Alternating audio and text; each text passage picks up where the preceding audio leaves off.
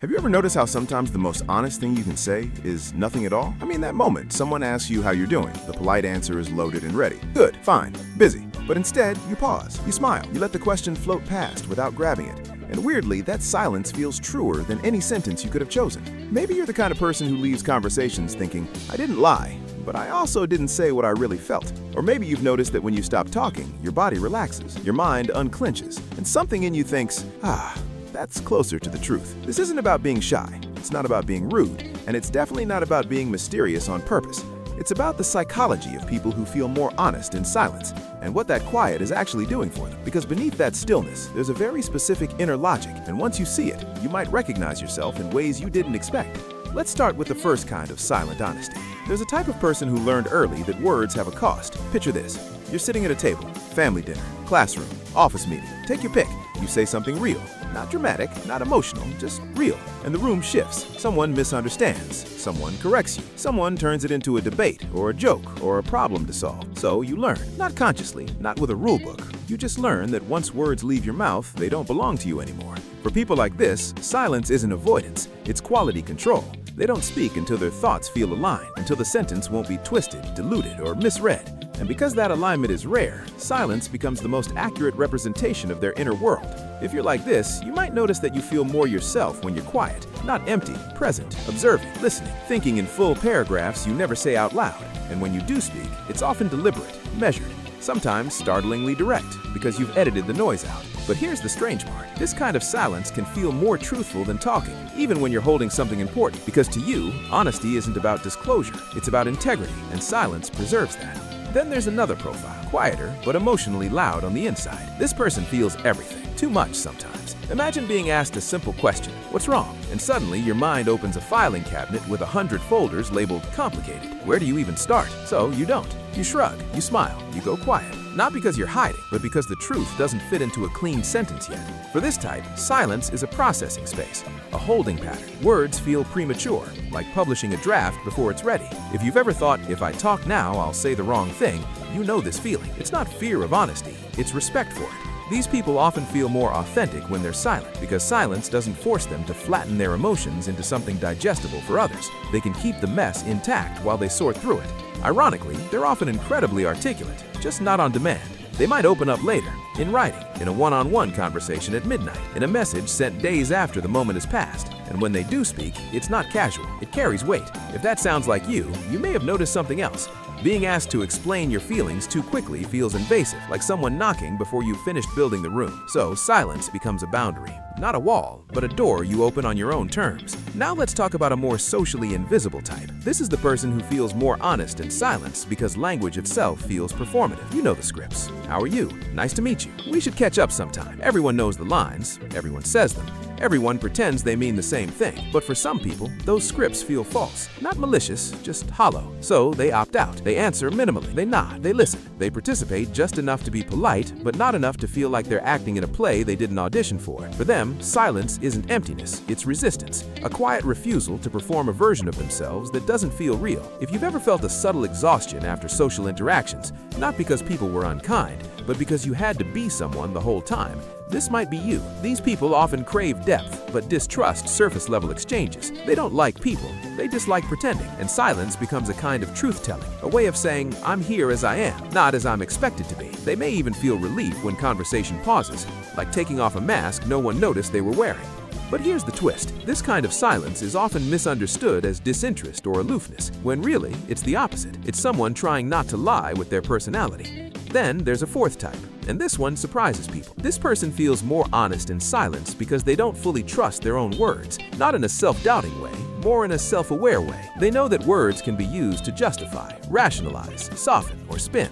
They've seen how easily language can drift away from reality, so they're careful. They notice that when they talk too much, they start narrating instead of experiencing, explaining instead of feeling, shaping a story instead of living the moment. Silence, for them, is grounding. It keeps them closer to what's actually happening inside.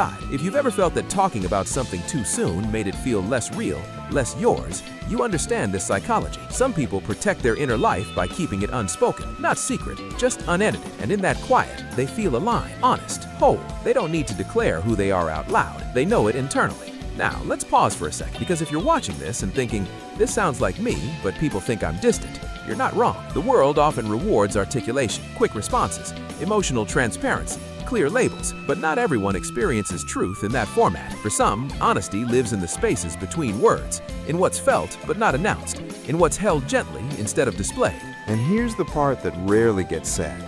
People who feel more honest in silence often value sincerity over connection. Or rather, they want connection, but not at the cost of distortion. They'd rather be quiet and real than expressive and misaligned. That doesn't make them cold, it makes them careful. Of course, silence can become a hiding place. It can turn into avoidance. It can create distance when closeness is needed.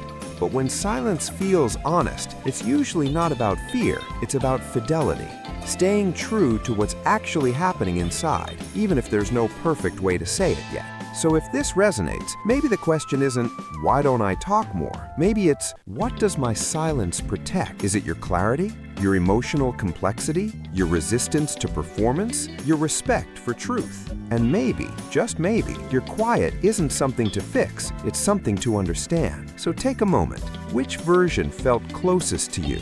Or did you recognize a mix? Maybe you saw yourself, maybe you saw someone you care about. And if you've ever felt misunderstood for being quiet, know this. Silence can be many things, but for some people, it's the most honest language they have. If this made you reflect, sit with it, let it echo a little. And if you want to explore more of these quiet patterns, the subtle psychology behind everyday behavior, you know where to find me.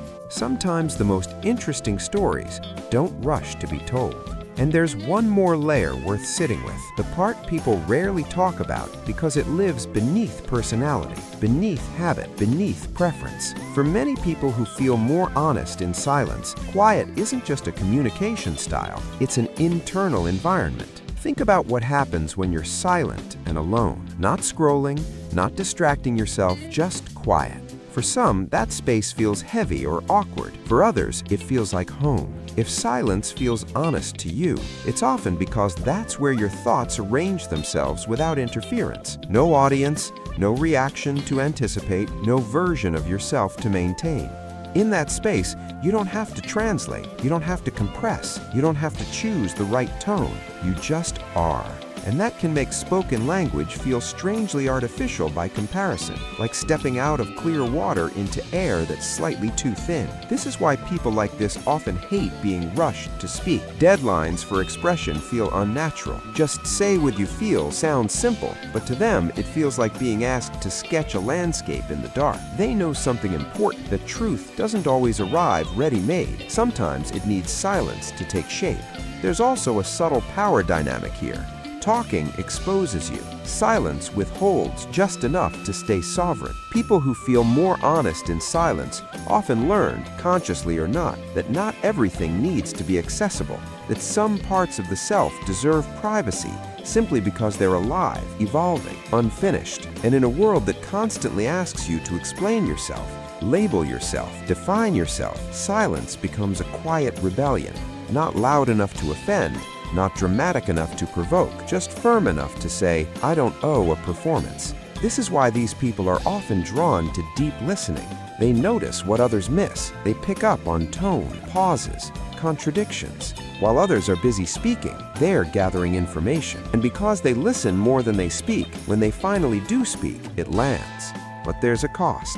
Silence can make people project onto you. They might assume you're judging, disengaged, uninterested, or hiding something. They may fill your quiet with their own interpretations, and that can be lonely. If this is you, you may have experienced that strange paradox, being deeply present, yet socially invisible, feeling rich inside, yet perceived as distant. So the work for people like this isn't to become louder, it's to become selective about when silence serves you and when it isolates you more than it protects you. Sometimes honesty does need words.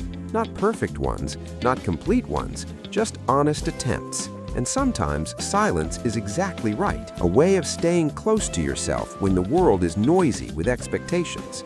The key is awareness, knowing when your silence is an expression of truth and when it's a shield you forgot to lower. So here's a final thought to leave you with. Next time you're quiet, don't rush to justify it. Instead, ask yourself gently, what is this silence doing for me right now?